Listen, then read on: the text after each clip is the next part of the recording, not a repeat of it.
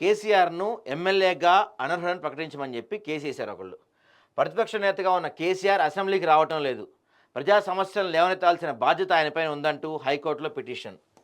ఎన్ని సార్లు చెప్పినా కేసీఆర్‌కి మరి పలాందుందో లేదో డౌటే నాకైతే. నేను తెలంగాణ జాతిపితని, నేను తోపుని, నేను తురుముని, నేను బయటికొస్తే ఉరుములొస్తాయి, మెరుపులొస్తాయి. హ్మ్. ఏంటి నేను బయటకొస్తే ఉరుములు మెరుపులొస్తాయి, నేనింత అని చెప్పుకునే కేసీఆర్ ఏమన్నా నీకు కొంచెమైనా పలానా బాబు? ఎంత సీనియర్ పొలిటీషియన్ నువ్వు రాష్ట్రంలో?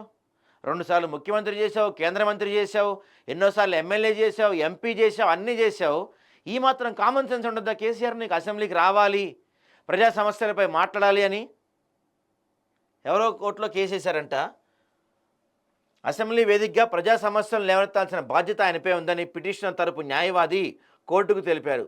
కొన్ని నెలలుగా ఆయన అసెంబ్లీ సమావేశాల్లో పాల్గొనడం లేదని, ఇలా సమావేశాలకు హాజరు కాకుండా చట్ట ప్రకారం అనర్హుడిగా ప్రకటించవచ్చన్నారు. ఈ మేరకు అసెంబ్లీ కార్యదర్శి ఆదేశాలు జారీ చేయాలని ధర్మాసనం ముందు వాదనలు వినిపించారు. కాగా ఈ వ్యాజ్యంలో జోక్యం చేసుకోవడానికి కోర్టు పరిధి ఏంటని ధర్మాసనం ప్రశ్నించింది. ఈ పిల్కు అర్హత లేదని శాసనసభ వ్యవహారాల తరపు న్యాయవాది కోర్టుకు తెలిపారు. అయితే కోర్టులు జోక్యం చేసుకోవచ్చని, ఈ మేరకు వాదనలు వినిపించడానికి గడువు కావాలని పిటిషన్ తరపు న్యాయవాది కోరడంతో విచారణను కోర్టు 2 వారాలకు వాయిదా వేసింది.